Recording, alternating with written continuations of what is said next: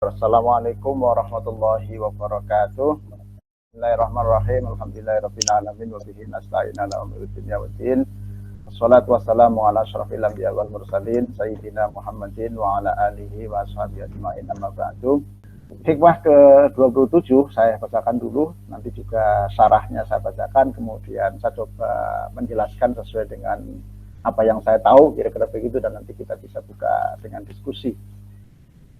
Hikmah ke-27 berbunyi, man asyraqat bidayatuhu asyraqat nihayatuhu. Barang siapa yang cemerlang di awal, ya, maka akan cemerlang juga di akhir. Kemarin, ya, yang hari Senin kemarin kita mendapatkan pelajaran, ya, bersama, ya, min alamatin najhi, salah satu dari tanda-tanda keberhasilan di akhir, ya, adalah kembali kepada Allah di awal. Jadi mengapa ini saya katakan masih serupa, ya, atau masih senada. Ini mu'alif kata lebih gitu memberikan aksentuasi betapa kembali kepada Allah di awal, kata lebih itu menjadi sangat penting di dalam langkah-langkah kita ke depan sebagai seorang salih. Man asyraqat bidayatuhu, man utawi sapane wong asyraqat ikut cemerlang, ya.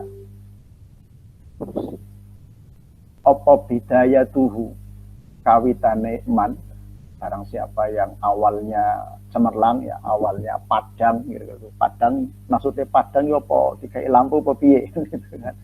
Yang dimaksud cemerlang adalah bi an ammaro yento, atau gambare yento ngerameaken sapa man alqa tahu ing pira-pira waktune man, ya, meramekan dengan apa? Bi anwa itaati, kelawan pira-pira macam ketaatan, berbuat baik, ya, taat kepada Allah, wal aurati lan pira-pira wirid, wasa barolan netepaken sapa man ala zalika ing atase mengkono-mengkono di anwa taati kulal musafarati, kelawan sekabiane atau kelawan sebener-benere netepi, ya, asyraqat mongko cemerlang apa nihayatuhu akhire man, ya, di ifadatil anwari, kelawan lume pira-pira nur, wal ma'arifi lan pira-pira kemarifatan alaihi ngatasi man. Saya teruskan dulu bacanya. Wa zawali kuduratin nafsi, lan ilange pira-pira kotorane jiwa atau kotorane awak atau kotorane nafsu, ya. Al-hailati kang ngalang-alangi apa kudurat bainahu ing dalam antarane man wa baina maulahu lan antarane bendorone man atau Tuhannya man ala wajib ing atase dimensi atama kang luwih sempurna apa wajah. Ibu bapak sekalian yang saya hormati, para jamaah net pengkajian Al-Hikam yang saya hormati. Jadi lagi-lagi saya katakan seperti tadi di awal, ya, sebagai pengantar, barang siapa yang baik di awal, maka kaidahnya begitu, kira-kira begitu, akan baik juga di akhir. Dan ini menurut saya sangat universal, ya, tidak hanya dalam dunia sofistik, di mana ini memang takbir ini betul-betul dimaksudkan oleh si mu'alif Ibnu Athail As-Sakandari untuk membekali para salik, ya, untuk senantiasa dari awal sampai dengan akhir ini berada dalam keistiqomahan, berada dalam kebaikan, sehingga bisa mendapatkan derajat usul kepada Allah.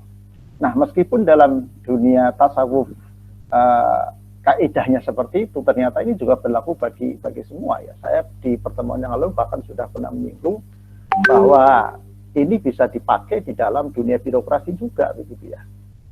Kalau kita sama-sama terjun dalam dunia pendidikan, di situ ada aktor pendidikan, ya, di kita para dosen, kemudian juga ada pelayan pendidikan, kira-kira begitu, yang bertanggung jawab dunia administrasi lah, kira-kira begitu, ya, jajaran pimpinan administrasi.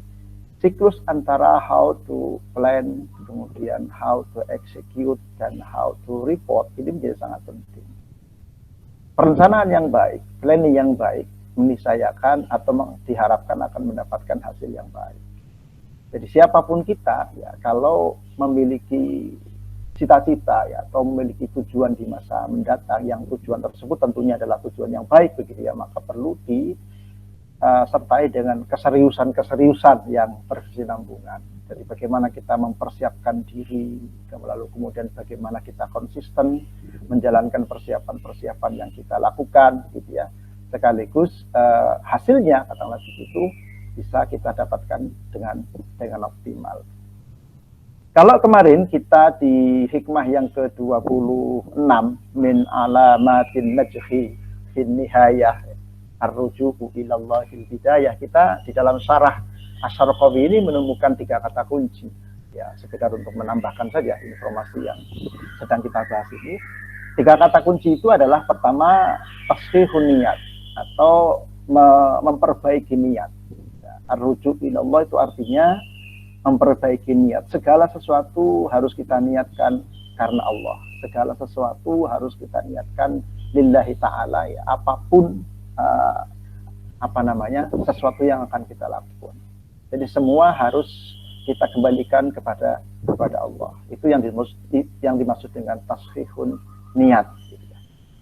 Setelah kita memperbaiki niat, kita benahi niat kita perbaharui niat kita baiki niat kita, begitu ya. Maka kemudian ada upaya untuk melaksanakan, ya, mengeksekusi lah, kira-kira begitu. Ada ikhtiar, ya. Dan ikhtiar itu juga harus disertai dengan ketawakalan. Ikhtiar itu harus maksimal, tidak boleh kemudian kita ikhtiar setengah-setengah, gitu ya. Nah, ini karena di dalam komunitas ini juga ada beberapa para mahasiswa, kira-kira begitu. Mungkin juga dosen yang juga belum doktor, barangkali bu dekannya, begitu ya. Maka harus betul-betul ini, ya sudah jadi dosen, ya sekutu, tidak boleh setengah-setengah, kira-kira begitu. Tidak boleh dosen itu nyambi, kira. Dosen ya dosen, kira-kira begitu. Sehingga harus betul-betul syarat-syarat sebagai dosen di samping kualifikasi S3, kira-kira begitu ya. Terus dilanjutkan, begitu ya, apa saja yang semestinya dilakukan oleh para dosen. Jadi niatnya itu lillahi kalimatillah, ya, memberikan kontribusi investasi pengembangan sumber daya manusia untuk memberikan yang terbaik untuk para mahasiswa, misalnya gitu. Kemudian di dalam kita menjalankan tugas, ya, di samping mengajar juga kita meneliti, kira-kira begitu ya. Kemudian di akhir, ya, kita juga merujuk kepada hikmah yang ke-26 kemarin, ada isti'anah. Ada permohonan, mencari pertolongan kepada Allah. Jadi memperbaiki niat. Yang kedua, tawakal di dalam menjalankan ikhtiar. Dan yang ketiga adalah isti'anah. Nah, man asyraqat bidayatuhu asyraqat nihayatu adalah ending, gitu ya. Yang menurut saya, karena di hikmah yang ke-28 nanti sudah ganti tema, gitu ya. Temanya sudah berganti. Jadi rangkaian antara siklus perencanaan, kemudian melaksanakan program yang sudah kita rencanakan, dan yang ketiga untuk mengharapkan hasil yang optimal, katakanlah begitu, itu sekali lagi, ya, sangat dipengaruhi atau sangat ditentukan oleh bagaimana niat kita di awal. Sehingga di sini sampai diilustrasikan dengan asyraqat bidayatuhu. Barang siapa yang cemerlang di awalnya, ya, dalam dunia ibadah murni atau ta'abudi ini dijelaskan dengan bi'an ammaro awqatahu bi'anwa'it ta'ati wal awrodi. Jadi dengan meramaikan waktu-waktunya, atau waktunya itu diisi atau dipenuhi dengan berbagai macam ketaatan, berbagai macam perbuatan baik, berbagai macam added values, ya, yang sifatnya positif, wal awrodi, dan juga wirid-wirid, ya. Ini kalau memang dalam dunia tarekat itu kan memang ada wirid, ya, ada doa-doa yang senantiasa dipanjatkan, apakah sholawat, berbagai macam lah, begitu, tergantung dari tarekat yang diberi. Wasabaro ala dzalika kullal musabarati, dan serius, ya. Jadi di dalam melakukan ketaatan, menjalankan wirid, begitu ya, itu juga sangat serius, kira-kira begitu, dengan sepenuh hati. Maka asyraqat nihayatuhu bi ifadatil anwari wal ma'arifi alaihi. Lalu ada nur, ya, lumeber, ya, atau kita mendapatkan anugerah berupa pencerahan, kira-kira begitu, cahaya-cahaya, dan juga dimensi kemarifatan, sekaligus juga kekotoran jiwa, ya, yang melekat dalam diri kita, ya. Mengapa nafsun di sini, ya? Kemarin ketika di hikmah yang sebelumnya kan ada nafasun, ya. Ini nafsun itu jiwa. Kekotoran jiwa, ya. hilang ya, berkat kita senantiasa menjalankan ketaatan sekaligus juga melakukan wirid-wirid yang sudah kita amalkan. Kekotoran jiwa itu punya peran apa ya? Mengapa harus dihilangkan ya? Mengapa harus dikurangi, dan kalau bisa dihapus kalau begitu? Karena dia punya peran hailah ya.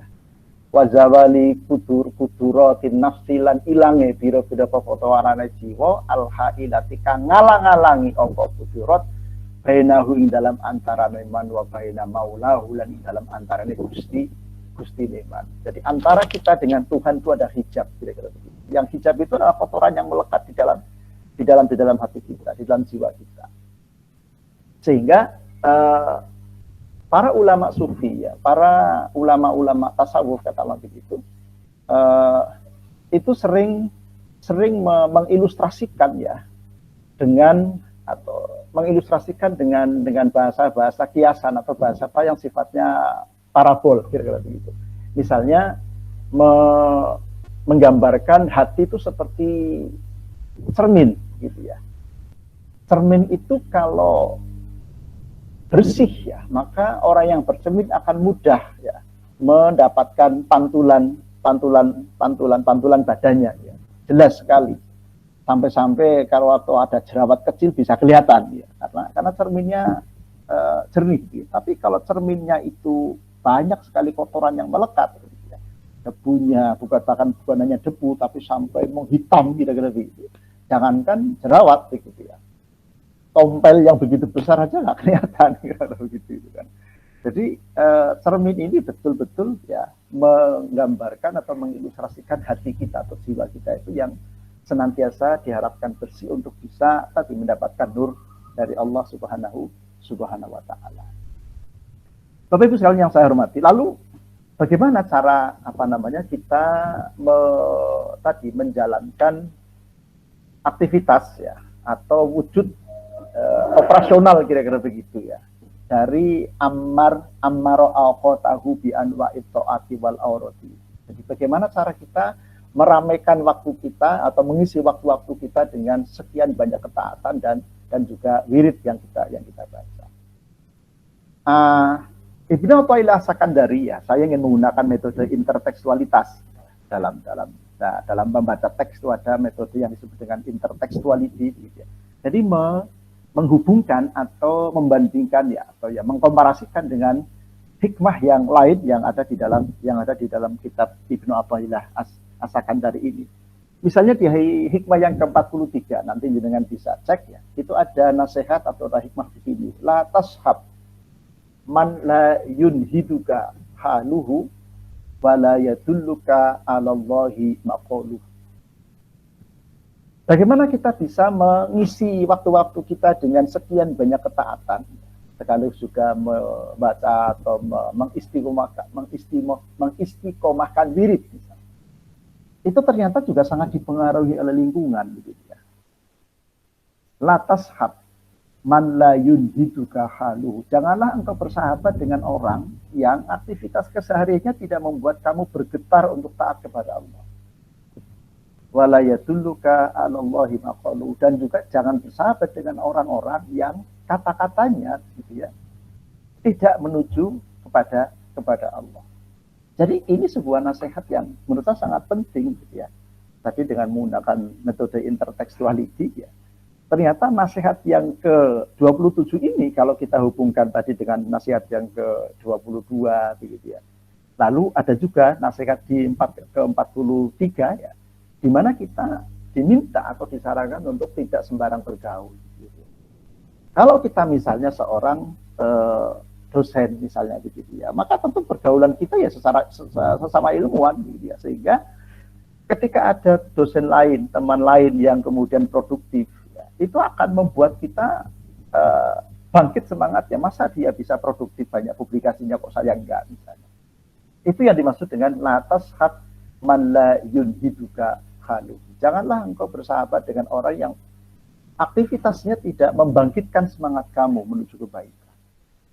Ya tentu profesi kita lah, sesuai dengan profesi kita, sesuai dengan keahlian kita. Dimana ketika kita bersahabat dengan orang, bersahabatlah dengan orang-orang yang bisa menyebabkan hati kita tergetar, menyebabkan kita makin taat, kita makin profesional, kita makin berprestasi, kita makin baik, dan seterusnya dan seterusnya. Karena kadang-kadang lingkungan itu punya pengaruh yang signifikan. Wala yadulluka 'alallahi maqalu. Dan juga jangan bersahabat dengan orang yang kalimat-kalimatnya justru kontraproduktif gitu ya. Kita lagi belajar menuju kebaikan, tapi ternyata bergaul dengan orang-orang yang kalimat-kalimatnya tidak mengajarkan kebaikan, ya lama-lama kita jadi terpengaruh untuk jadi orang yang kurang baik. Lah oleh karena itu, sekali lagi dengan model atau dengan metode intertekstuality tadi itu, ya, di mana hikmah-hikmah di dalam Al-Hikam ini, ya, ini ternyata bisa kita hubungkan satu sama lain. Ibu bapak sekalian yang saya hormati, sampai dengan hikmah ke-27 ini, ya, man asyraqat bidayatuhu asyraqat nihayatuhu, siapa yang awalnya baik maka di akhir juga akan mendapatkan sesuatu yang baik, kira-kira begitu. Maka ini merupakan sebuah proses, ya, awal, tengah, dan akhir, kira-kira begitu, yang di hikmah ke-22 tadi sudah saya jelaskan, perlu niat yang benar, gitu ya. Kemudian perlu tawakal dan perlu isti'anah atau memohon pertolongan kepada Allah. Lalu resep untuk bisa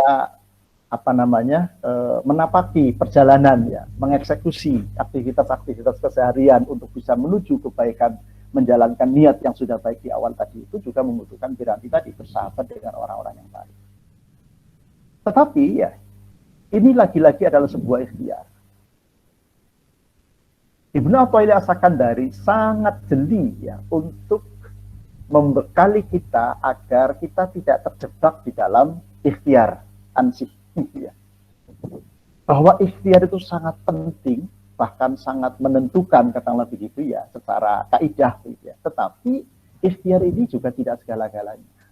Ikhtiar adalah sebuah atau satu sisi, tapi sisi yang lain, ya, kita senantiasa harus tawakal dan arruju ilallah. Betul-betul begitu ya. Semua yang kita lakukan adalah semata-mata karena Allah. Begitupun ketika kita punya cita-cita, ya, semua itu harus dikembalikan kepada Allah, kira-kira begitu, untuk kemanfaatan, untuk keumatan, kira-kira begitu. Jadi era sekarang, ya, di mana kita sekarang berada dalam era terbuka, Bapak Ibu sekalian, para dosen, ya, para pejabat fungsional, ya, ini kan karir itu kan tidak semata-mata dibatasi hanya menjadi guru besar saja begitu ya. Tapi Bapak Ibu, ya, bisa juga berkiprah di mana saja, ya, dengan era keterbukaan sekarang ini. Apalagi dengan adanya undang-undang ASN, ya, sekaligus juga PP yang terbaru begitu ya, tahun 2020 terkait dengan jabatan-jabatan struktural misalnya. Tetapi lagi-lagi ketika misalnya begitu ya, Bapak Ibu ini kemudian terdorong, ya, untuk mengembangkan karir tidak hanya di fungsional, ya, tapi karena ingin memanfaatkan ilmunya untuk lebih besar, misalnya untuk kepentingan bangsa dan negara, niatnya sekali lagi itu bukan semata-mata syuhroh. Niatnya bukan semata-mata ingin mencari popularitas diri, ya, karena penyakit yang paling berbahaya adalah penyakit populer, atau orang menyebutnya sekarang dengan hungry of popularity, hungry of popularity. Jadi lapar dengan popularitas. Kalau tidak disebut oleh media sehari saja itu sudah istilahnya sudah kayak orang yang lepas kendali, kayak begitu. Karena biasa disebut oleh media, biasa disebut oleh wartawan dan seterusnya. Nah, hungry of popularity ini ternyata begitu ya, itu sebuah penyakit, ya, yang mampu, ya, menggerogoti keikhlasan kita. Karena lagi-lagi, ya, Al-Hikam juga mengajarkan kepada kita. Saya lupa nomor hikmahnya yang keberapa, tapi saya ingat. Bunyinya begini, an-nasu yamdahunaka lima yadhunnunahu fi. Fakun anta zaman li nafsika lima ta'lamuhu min. Orang-orang itu memuji kamu. Itu hanya karena husnudzon saja. An-nasu yamdahunaka lima yadhunnunahu fi. Orang-orang di sekeliling kita itu memuji kita itu hanya karena husnudzon ke kita saja. Jadi jangan kemudian kita bangga karena puja. Sebaliknya, gitu ya, jangan jatuh karena celah, gitu ya, atau jangan jatuh karena cercah, jangan celah. Gitu ya. Jadi Al-Hikam betul-betul membekali kita secara batin ya untuk betul-betul bisa proporsional. Mengapa? Karena ketika kita tadi menjalankan hikmah yang ke-27, man asyraqat bidayatuhu, barang siapa yang awalnya baik, maka diharapkan asyraqat nihayatuhu, di akhir akan mendapatkan hasil yang optimal. Ya. Ini di dalam perjalanannya itu akan senantiasa mendapatkan godaan dan cobaan. Bahkan ya di awal sekali di hikmah yang pertama, Bapak Ibu mungkin masih ingat begitu ya. Ada saran atau ada hikmah atau ada warning kira-kira begitu dari Ibnu Athaillah As-Sakandari. Dia mengatakan bahwa salah satu dari tanda-tanda orang yang berpegang pada amal adalah berkurangnya harapan ketika tergelincir pada perbuatan dosa. Kan begitu ya di hikmah yang pertama. Nah, oleh karena itu lagi-lagi ketika niat kita sudah baik tadi itu di awal, man asyraqat bidayatuhu, sampai dengan mendapatkan asyraqat nihayatuhu, kecemerlangan di akhir, di tengah-tengah kita atau di tengah-tengah proses itu harus kita bentengi dengan kehati-hatian. Jadi annasu yamdahunaka lima yadhunnunahu fi. Orang-orang memuji kita, memuji kalian, itu hanya karena husnudzon saja, hanya tahu casingnya, nggak pernah tahu dalamnya gitu ya. Maka jadilah kalian orang yang mampu mencela dirinya sendiri. Jadi mencela orang kita dilarang, tapi mencela diri bahkan disarankan. Fakun anta zaman li nafsika lima ta'lamuhu minha. Jadilah kamu orang yang mampu mencela dirinya sendiri, karena kamulah yang tahu sejatinya kamu itu siapa. Katakanlah mungkin sebagai contoh saya yang sedang membaca Al-Hikam ini. Teman-teman mahasiswa S3 ya, karena sering mengikuti perkuliahan saya, mungkin ya dalam benak mereka sering memuji begitu ya. Wah, Pak Nurholis ilmunya rada akeh begitu kan. Tetapi saya tidak boleh kemudian bangga dengan pujian itu. Mengapa? Karena saya yang paling tahu diri saya, ilmunya cuma pakai dobos saja kok akeh kan kalau gitu kan. Fakun anta zaman li nafsika lima ta'lamuhu minha. Jadi nasihat ini sebetulnya adalah kita diminta selalu proporsional. Jangan lupa atau jangan bangga karena puja, ya. Jangan jatuh karena cercah. Gitu ya. Hidup itu sebetulnya adalah di tengah-tengah antara lover dan hater. Hidup itu sejatinya adalah berada di tengah-tengah antara penggemar dan pencela. Lovers itu penggemar, ya. Bahkan mungkin sebagian dari Bapak Ibu menjadi influencer gitu ya, itu karena banyak followernya begitu ya. Tapi jangan salah, banyak juga yang kemudian haters ya, yang tidak suka dengan kita. Itu sebetulnya untuk membekali kita agar kita proporsional, seimbang gitu ya. Artinya ketika ada pujian, kita juga tidak gampang lupa diri ya. Sebaliknya ketika kemudian juga ada celaan, kita juga tidak mudah jatuh, tidak mudah kemudian ngelokro, tidak mudah untuk tidak semangat gara-gara dicela, gara-gara dijelek-jelekan oleh orang di sekeliling kita. Ibu Bapak sekalian yang saya hormati. Saya lanjutkan membaca syarahnya. Ini kebetulan ada begitu nggak jelas ya di dalam tulisannya itu. Pamangkana mongko sak temene wong ya.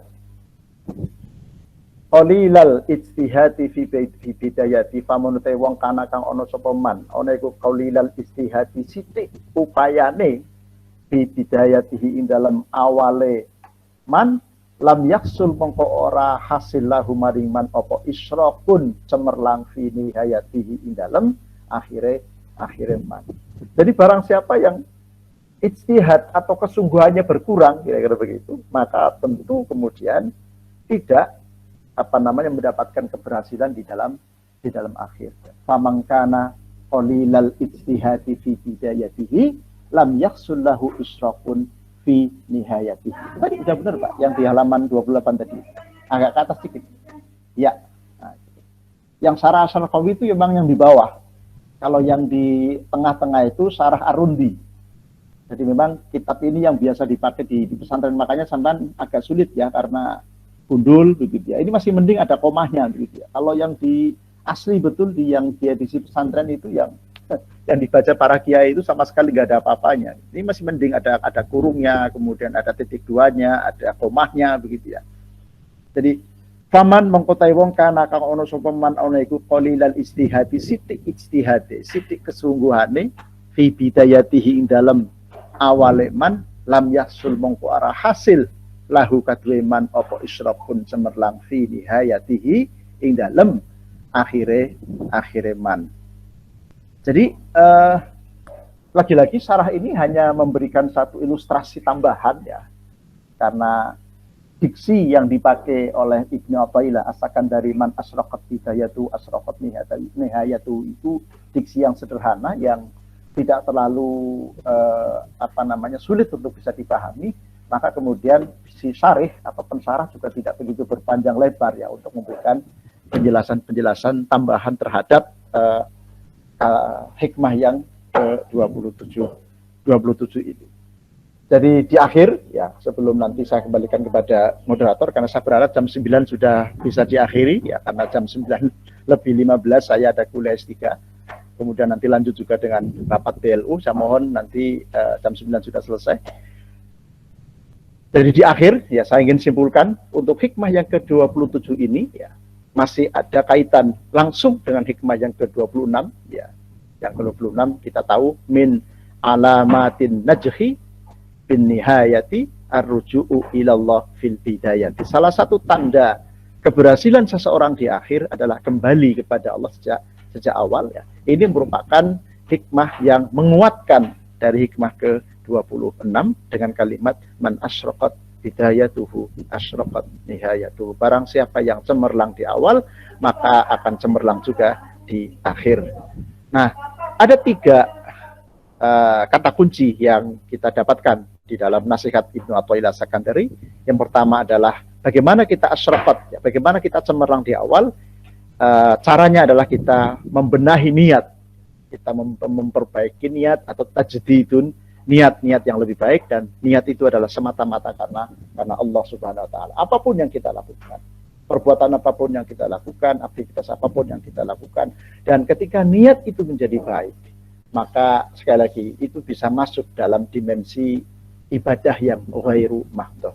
Sedikit melebar ke wilayah fikih ya, atau ke usul fikih, bahwa ibadah itu ada 2 macam. Ibadah yang mahdhah, ya, ibadah yang murni yang kita lakukan seperti sholat, atau sekarang kita sedang puasa bulan Ramadan, itu kan ibadah mahdhah. Gitu. Sama ibadah yang ghairu mahdhah, ibadah yang tidak murni. Pengertian dari ibadah yang tidak murni itu adalah ibadah yang dilakukan, ya, kelihatannya bukan aktivitas ukhrawi, gitu ya. Kelihatannya bukan ibadah. Tetapi ketika niat kita baik, ya, maka ibadah atau aktivitas-aktivitas yang kelihatannya bukan ibadah itu menjadi bernilai ibadah atau menjadi bernilai ta'abbudi. Jadi sekali lagi itu yang pertama, kita memperbaiki niat. Kemudian yang kedua, kita harus tawakal. Tawakal tentu adalah gandengan dari ikhtiar yang maksimal gitu ya. Tidak boleh kemudian kita berhenti, kita nganggur begitu ya. Kita tidak berusaha sama sekali.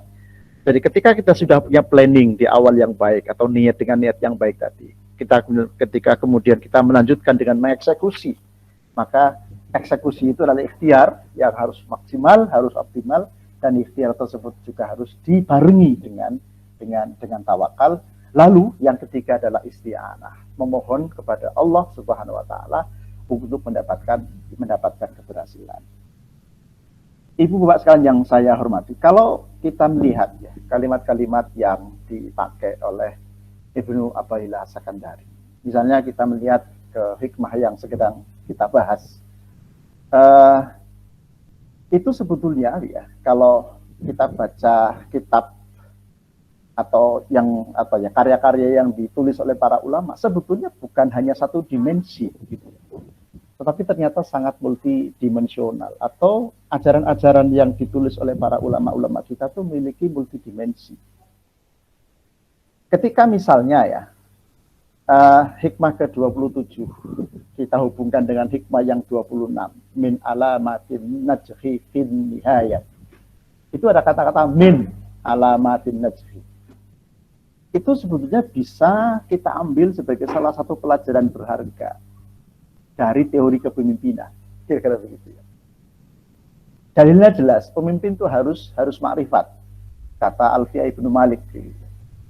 Nah, sedikit melebar kepada nahwu, ya, biar menyegarkan kembali kepada teman-teman sekalian. Ini kan pengajian ini kan sekali lagi kalau multidimensi, sehingga tidak hanya bicara tasawuf, ya, tidak hanya bicara tentang fikih, gitu, tapi juga bisa melebar ke gramatikal bahasa Arab, yang itu sejatinya adalah bicara tentang kepemimpinan. Saya perlu sampaikan ini karena apa? Karena di program S3 tentang manajemen pendidikan Islam itu ada mata kuliah perilaku organisasi, kepemimpinan dan perilaku organisasi pendidikan Islam. Ya. Mengapa perilaku organisasi kependidikan dan kepemimpinan itu penting? Karena sebetulnya begitu ya. Sebetulnya kepemimpinan itu kalau kita kaitkan dengan teori ya, atau kita kaitkan dengan nilai-nilai Islam itu sangat luar biasa. Ketika misalnya Alfiya Ibnu Malik mengatakan wala yajuzul ibtida' bin nakirah malam tufid ka inda zaidin namirah misalnya, ini sebetulnya menunjukkan kepada kita bahwa pemimpin itu nggak boleh nakirah. Pemimpin harus makrifat. Gitu ya. Jadi eligibility to be a leader, gitu ya, itu harus orang yang makrifat. Ya. Makrifat tentu maknanya di sini sangat luas. Ternyata makrifat itu ya, sebagai syarat atau sebagai eligibilitas seorang pemimpin itu bisa makrifat yang asli makrifat, gitu ya, atau makrifat yang dimarifatkan. Gitu ya. Nah, salah satunya adalah min alamatin najhi. Itu adalah makrifat yang tarkibnya atau tata urutannya mubtada muakhar dan khobar muqaddam. Jadi seni memimpin begitu ya. Ketika di sana ada teori ada kepemimpinan transformasional misalnya, ada kepemimpinan situasional, macam-macam istilahnya ya yang ditulis oleh para ahli manajemen. Kita ini ternyata begitu ya, seorang pemimpin itu tidak selalu di depan. Gitu ya. Kadang-kadang juga di belakang. Gitu. Itu mengambil iktibar dari khobar muqaddam, mubtada muakhar. Pemimpin itu diakhirkan, kemudian khobarnya didahulukan. Jadi sekali lagi ngaji ya, atau mengkaji kitab kuning ternyata sekali lagi tidak hanya begitu ya, satu disiplin ya, tapi ternyata bisa multidisiplin. Kita baca Al-Hikam ya, ternyata bisa nyambung ke fikih, bisa nyambung ke usul fikih, bisa nyambung lagi ke teori kepemimpinan gitu ya. Bisa kemana-mana gitu ya. Ternyata luar biasa ulama mengajarkan kepada kita untuk multidisipliner.